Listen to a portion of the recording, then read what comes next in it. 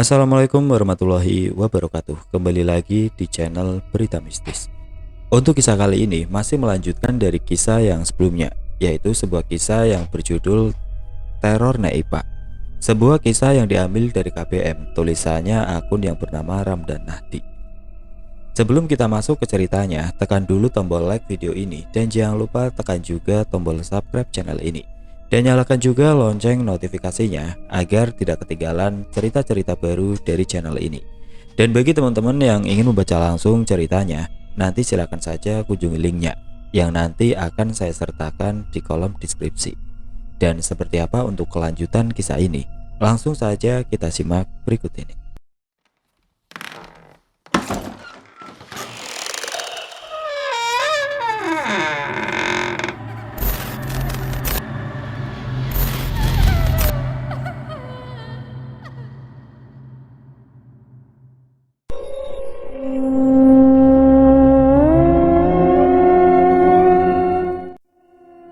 Kabarnya, pencarian semalam tidak membuahkan hasil. Sukma Sari masih belum ditemukan. Indra dan keluarga tampak terguncang. Sedih sekali. Sepulang sekolah, ayah mengajak aku Jumatan di masjid. Di sana, aku tidak melihat keberadaan Indra. Hanya ada Fahrul dan Jana. "Rul, Jan, Indra kemana?" tanyaku. "Di rumahnya paling," jawab Fahrul. Selesai Jumatan, aku langsung ke rumah Indra bersama Fahrul dan Jana. Kami diperbolehkan masuk ke dalam, duduk di ruang tamu. Indra keluar kamar, matanya sembab seperti habis menangis. "Kenapa, Indra?" "Kak Sari masih belum bangun," balasnya sedih. "Indra, semalam ada hantu yang mirip kamu nyamperin rumah." "Ah, Dan, jangan cerita begituan dulu deh." "Oh, ya udah maaf." Dari dalam muncul Mbak Warto. Ia menatapku lama sekali. Tatapannya membuatku tidak nyaman. "Adik lihat apa?" tanyanya. Sepertinya dia mendengar percakapanku tadi. "Semalam ada orang mirip Indra berdiri dekat pohon mangga, terus hilang," balasku. Mbak Warto terdiam sejenak, masih menatapku. Tidak lama ia berjalan mendekat. "Coba antar Mbak ke sana," pintanya.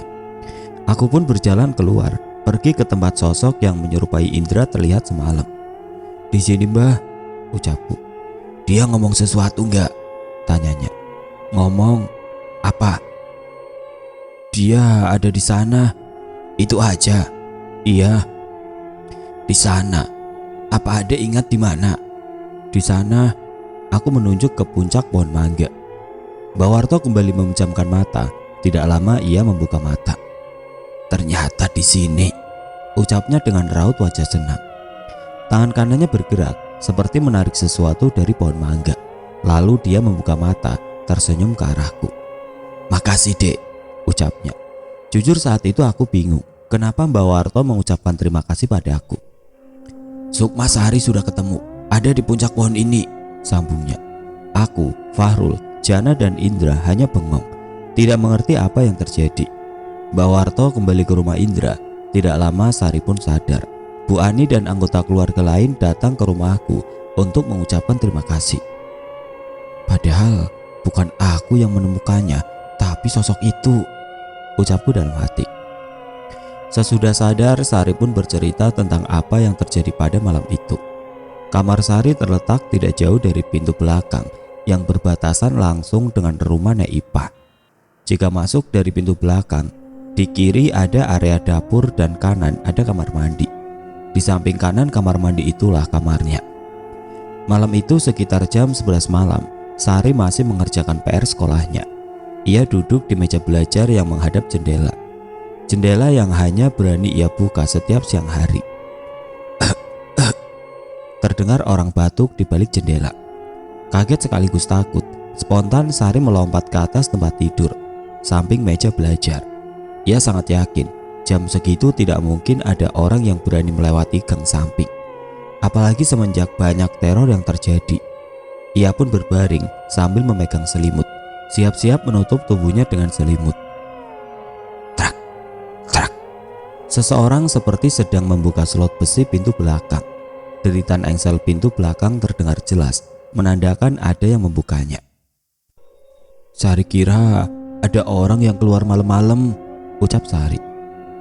Dek, dek, panggil seseorang. Nenek numpang ke kamar mandi ya, sambungnya. Suaranya mirip sama Nek Ipa, Pak, ucap Sari sambil menatap ke arah ayahnya. Sari mulai ketakutan. Jantungnya berdetak sangat kencang. Namun ia tidak berani kemana-mana. Hanya berbaring di atas tempat tidur. Dek, panggil suara itu. Sari tidak membalas panggilannya. Kesalahan terbesar Sari, lupa ngunci pintu, ucap Sari. Tidak mengunci pintu, ia malah memilih bersembunyi di balik selimut. Terdengar suara percikan air dari kamar mandi. Tidak lama menghilang. Dek, makasih ya. Serak, serak. Suara langkah kakinya terdengar jelas, sama persis dengan apa yang diceritakan Pak Karya sebelumnya. Serak, tok, serak, tok. Suaranya semakin mendekat ke kamar Sari. Ia sempat mengintip sedikit, melihat gagang pintu yang mulai bergerak-gerak. Tanda ada seseorang yang ingin membukanya. Pintu pun terbuka. Sari langsung menutup wajahnya dengan selimut. Serak, tok, serak, tok. Suara kaki menyeret dan hentakan kayu itu semakin mendekat. Kini muncul suara deritan di tempat tidur Sari, seperti ada yang sedang duduk di ujungnya. Hawa dingin mulai terasa di telapak kaki Sari. Sari takut banget, Pak. Udah coba teriak tapi gak bisa, ucap Sari.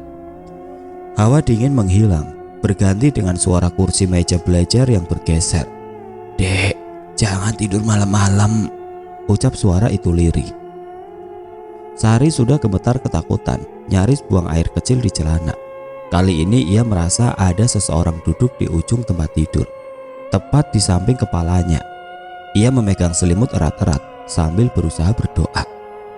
Sayang, kekuatan makhluk itu begitu besar. Dalam hitungan detik, selimutnya sudah tertarik dengan cepat, melayang jatuh ke lantai. Sari yang kaget langsung menutup wajahnya dengan kedua tangannya. Hawa dingin mulai dirasakan di tangan dan lehernya. Tangis Sari pun pecah. Dek, kenapa diam saja? Ucap suara itu berbisik. Dadanya terasa semakin sesak. Sari mulai kesulitan bernafas. Ia terpaksa membuka tangannya yang basah, penuh dengan air mata. Lalu mengambil nafas panjang, tetap dengan mata yang tertutup. Buka matanya, Dek, pinta suara itu. Tidak sopan kalau orang tua berbicara, lihat wajahnya. Suaranya kian meninggi. Sari tidak bisa mengontrol tubuhnya. Kedua matanya pun terbuka lebar. Kini sosok itu sudah ada di hadapannya, duduk di atas tubuh Sari. Apa itu Nek Ipa? Tanya Mbak Warto. Iya Mbah, balas Sari. Wajah mereka saling berhadapan. Rambut panjang Nek Ipa sampai menyentuh wajah dan leher Sari. Hawa dingin menjalar di punggungnya. Tubuh mungilnya diangkat ke atas sedikit melayang. Hawa dinginnya kerasa sampai leher terus kepala. Habis itu semuanya gelap, ucap Sari. Sari membuka mata, ternyata ia sedang duduk di atas pohon mangga. Ia melihat banyak orang sudah kumpul di depan rumahnya. Aku coba panggil-panggil, tapi gak ada yang dengar, ucap Sari. Banyak orang berlalu lalang. Sari pun berteriak minta tolong. Lagi-lagi tidak seorang pun yang mendengarnya. Sari menangis sampai ada seseorang membawanya turun. Orang itu adalah Mbak Warto. Kenapa bisa begitu, Mbah? Tanya Pak RT. Sari dibawa ke alam jin. Beruntung dia belum sempat dibawa lebih jauh. Jika pergi terlalu jauh, ada kemungkinan Sari akan tersesat, jelas Mbak Warto. Kalau tersesat, tanya Pak RT. Tubuhnya akan kosong, tanpa jiwa, seperti kemarin. Walaupun sukmanya sudah ketemu, saya harus memastikan itu adalah asli. Kenapa Mbah? Soalnya banyak jin yang suka menyamar. Mereka ingin hidup seperti manusia. Jika tidak hati-hati, bisa jadi mereka yang malah masuk ke dalam tubuh Sari, jelas Mbak Warto. Efeknya gimana Mbah? Tanya Pak RT. Jadi seperti orang gila. Parah juga ya. Apa sosok itu masih ada di kampung ini Mbah? Tanya Pak RT. Sudah saya coba pindahkan ke suatu tempat yang dijaga oleh jin lain yang lebih kuat, balas Mbak Warto. Jadi udah gak akan neror warga sini lagi. Semoga begitu, selama tidak ada orang yang melepaskannya. Aku bingung sekali, tidak merasa senang saat mendengar ucapan Mbak Warto.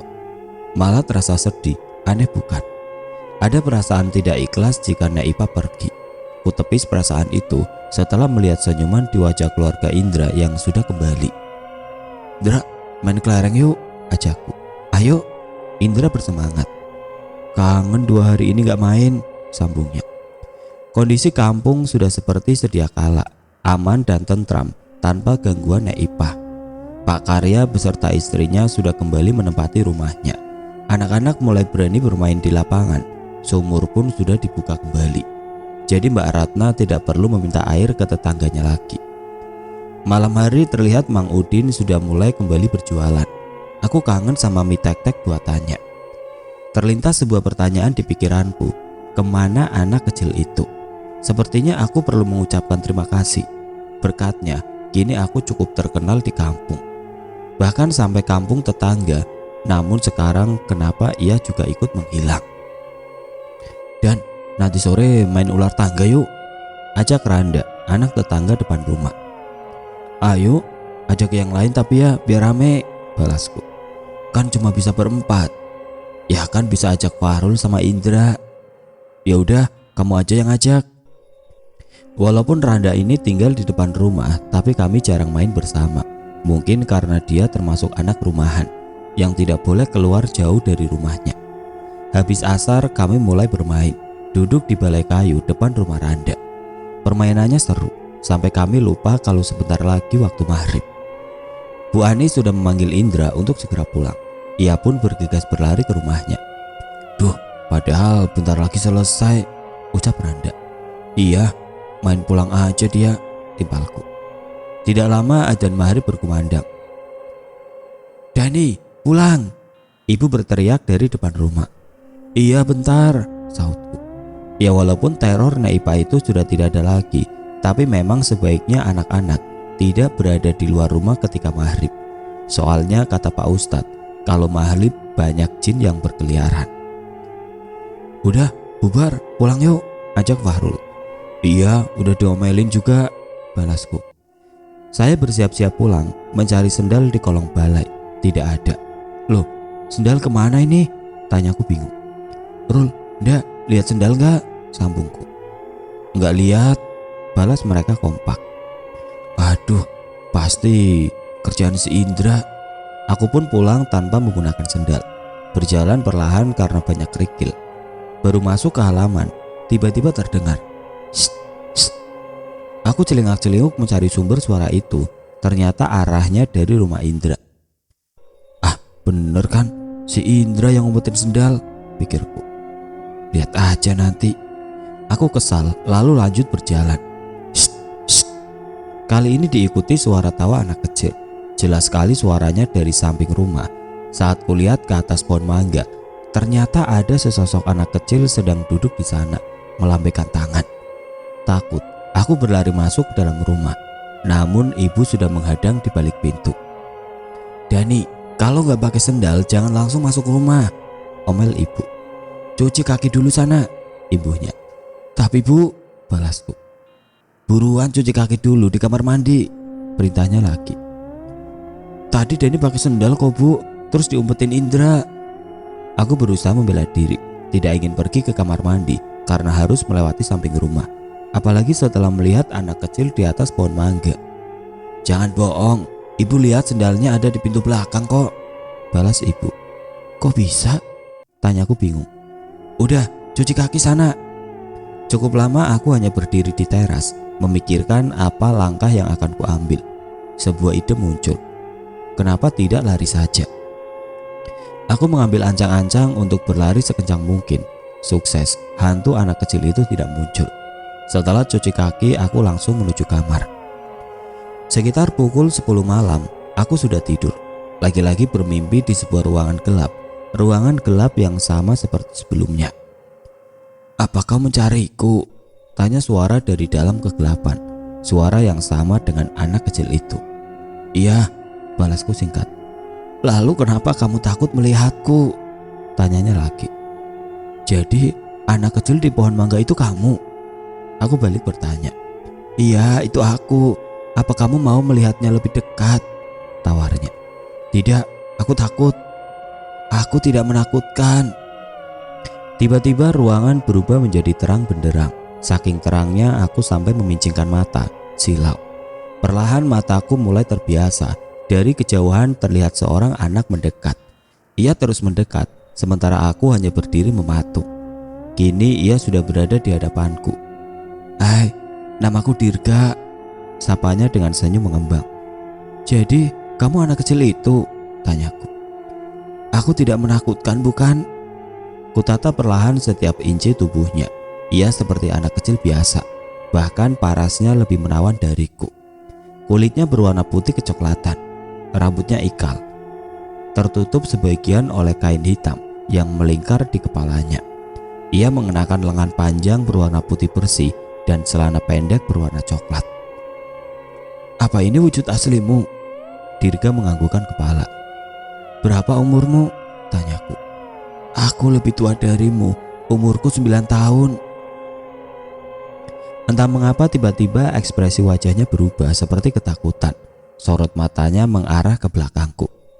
Nanti aku datang lagi, ucapnya lalu menghilang. Apa yang dia lihat sampai wajahnya begitu ketakutan? Aku pun menoleh ke belakang. Tidak ada apa-apa, hanya ada cahaya terang yang perlahan mendekat.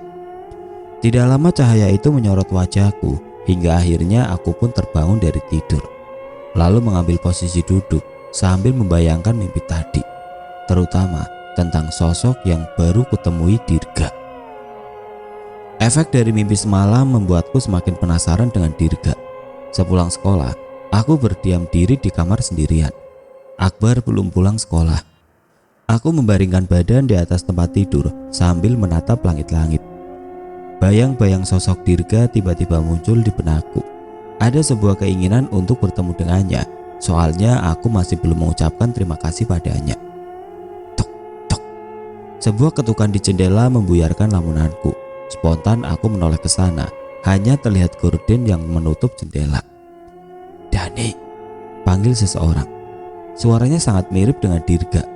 Aku beranjak, berjalan mendekati jendela. Kubuka gorden perlahan. Dirga? Aku cukup terkejut saat melihatnya ada di balik jendela. Rasanya aneh ketika melihat hantu di siang hari bolong. Iya, Dirga tersenyum. Aku mengucek mata, masih tidak percaya dengan apa yang kulihat. Dirga tetap ada di hadapanku. Kenapa kamu hanya berdiri di luar? Sini masuk, ajakku.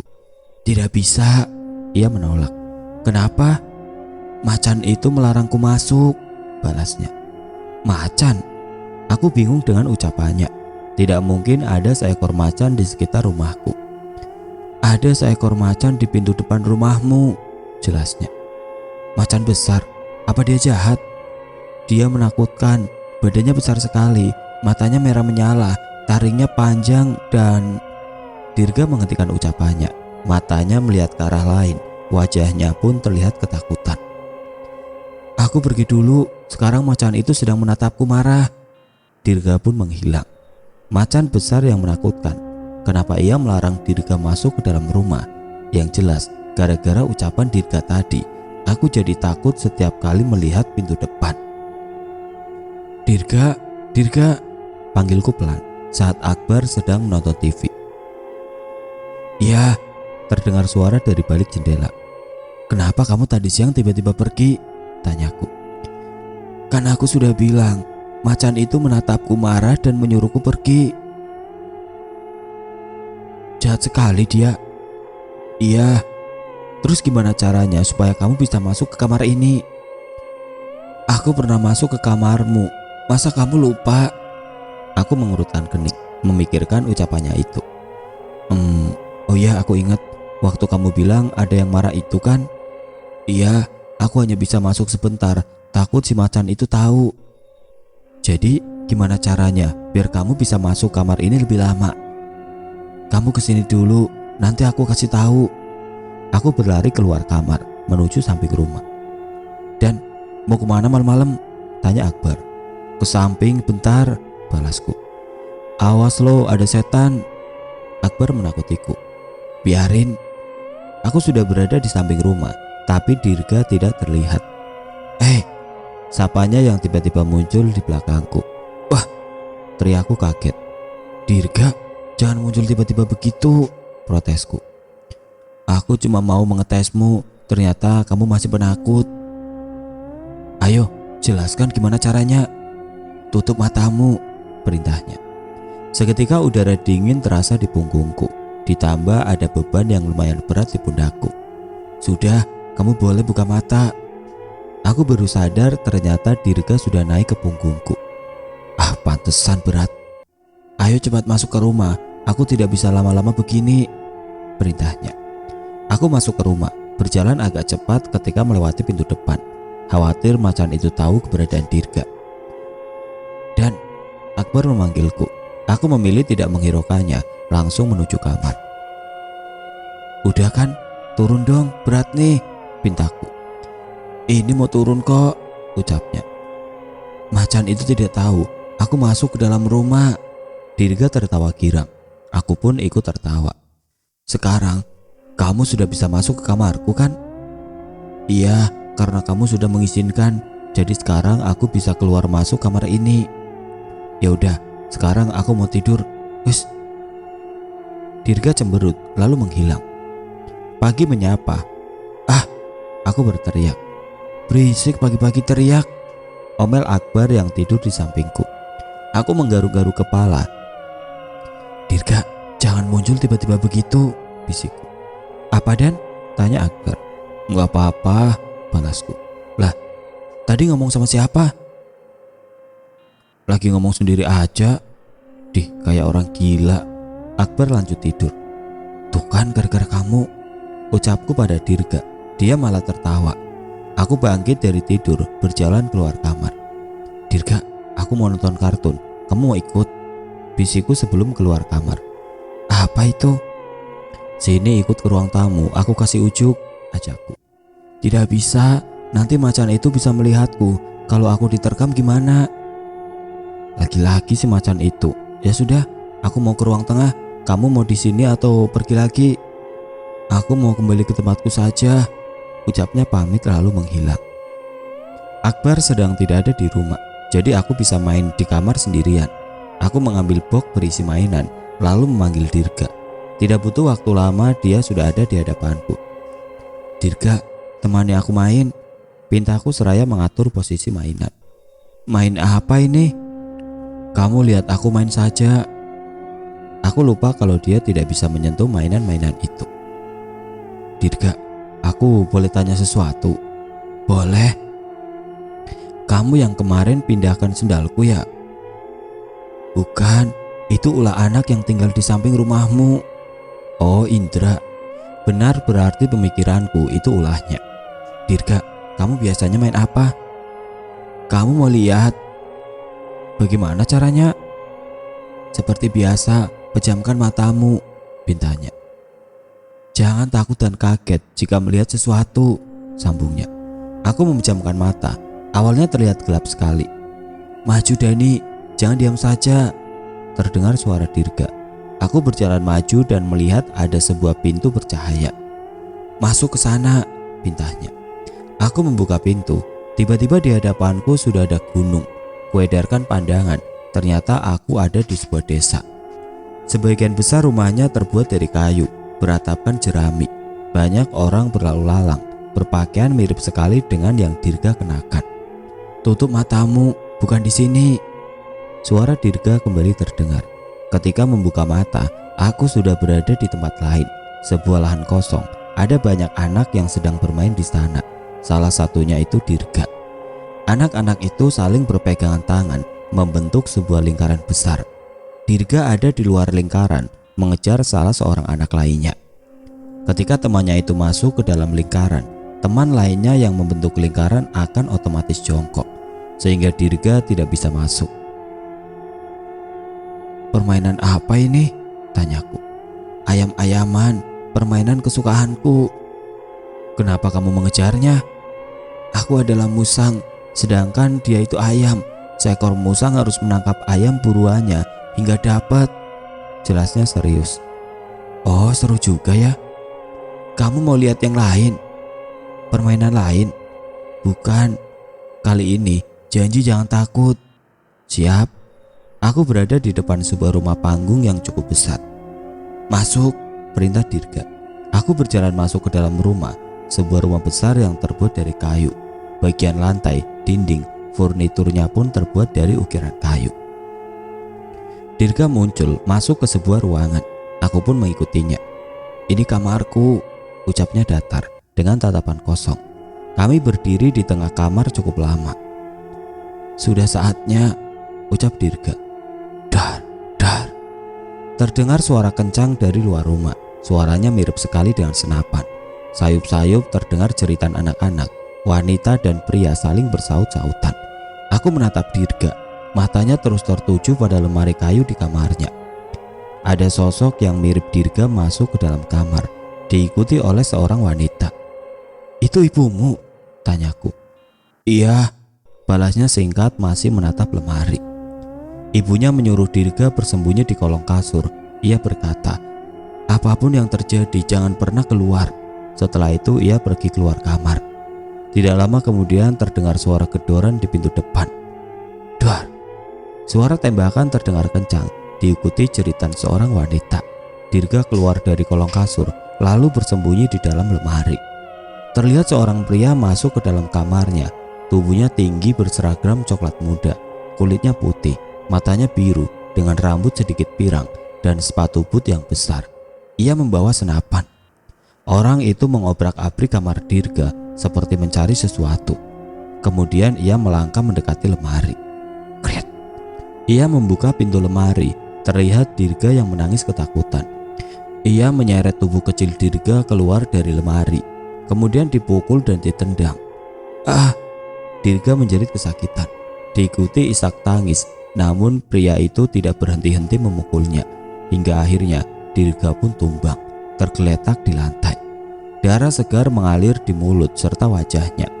Dalam keadaan tidak berdaya, pria itu kembali menyeret tubuh Dirga, dimasukkan ke dalam lemari, kemudian menghalangi pintu lemari dengan meja kecil agar Dirga tidak bisa keluar. Tolong, ucap Dirga lemah sambil merintih kesakitan. Ibu, bapak, tolong, ucapnya lagi. Jeritan minta tolong itu terdengar bersamaan dengan bunyi pintu lemari yang digedor dari dalam. Tiba-tiba ada asap yang masuk dari lubang ventilasi dan sela-sela pintu. Dalam sekejap sudah memenuhi kamar. Api menjalar dari lantai, dinding dan langit-langit, melahap semua yang dilewati. Ranjang sudah terbakar habis, kini hanya tinggal lemari di pojok ruangan. Api mulai menjilati lemari itu. Terdengar suara jeritan minta tolong dari Dirga. Panas, panas, panas. Setelah itu suaranya menghilang, menyisakan pemandangan lemari yang sedang dilalap api.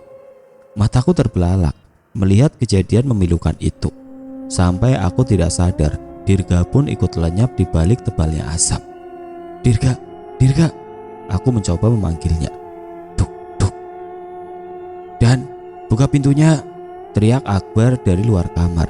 Aku pun tersadar, membuka mataku, bangkit dan membukakan pintu.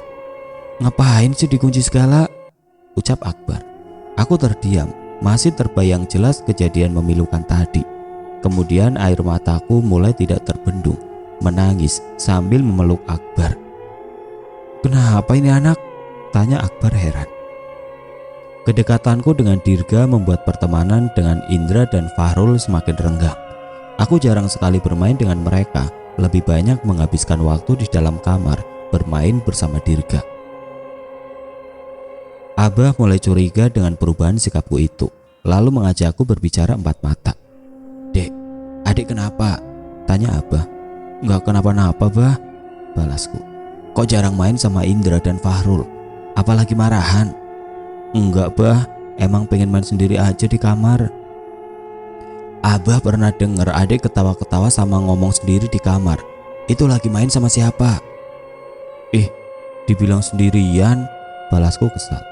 Khawatir dengan kondisiku, Abah malah memberikan kardus berisi mainanku kepada anak temannya, berharap aku bisa kembali bermain dengan Indra dan Fahrul. Aku marah besar ketika mengetahui hal itu. Kemudian pergi ke kamar Abah dan mengacak-ngacak pakaiannya. Karena perbuatan itu, Abah menghukumku dikurung di dalam gudang. "Dirga, Dirga," panggilku. "Kemana kamu?" sambungku. Aku terus memanggilnya untuk menemaniku selama di dalam gudang yang gelap. Sebuah pertanyaan muncul di benakku. Apa yang terjadi dengannya? Semenjak gambaran itu, Dirga belum muncul lagi. Gudangnya gelap, sepertinya ayah sengaja tidak menyalakan lampunya. Walaupun ukurannya luas sekitar 4 kali 10 meter, tapi hawanya pengap ditambah bau kulit sapi dan domba. Aku sama sekali tidak takut. Suasananya tidak seseram tempat tinggal Dirga. Malah bermain di antara tumpukan kulit domba, melompat-lompat layaknya di atas tempat tidur, empuk sekali. Ketika lelah, aku pun tertidur di atasnya. Adzan maghrib berkumandang, tapi pintu masih belum juga dibuka. "Abah jahat banget gumamku. Menjelang Isya baru pintu itu dibuka. Ternyata Abah lupa memberitahu ibu kalau aku ada di dalam gudang. Abah malah pergi keluar rumah. Pas pulang baru sadar kalau aku masih ada di dalam gudang. Ibu marah besar karena kesalahan Abah itu. Ia harus mencariku sampai keliling kampung. "Kamu juga, kenapa nggak ngomong atau gedor pintu gitu? Mana ibu tahu kamu ada di dalam?" Sudah dikurung, aku pun masih dimarahi ibu. "Sana mandi, badannya bau domba gitu," perintah ibu.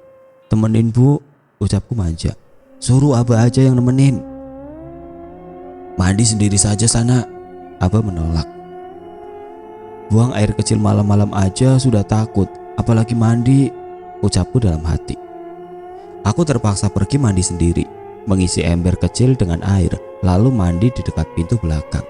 Jika ada sesuatu yang menampakkan diri, kan bisa langsung masuk rumah. Namun semua yang kukhawatirkan tidak terjadi. Malam ini berlalu tanpa gangguan. Hanya saja aku masih mengharapkan kehadiran Dirga.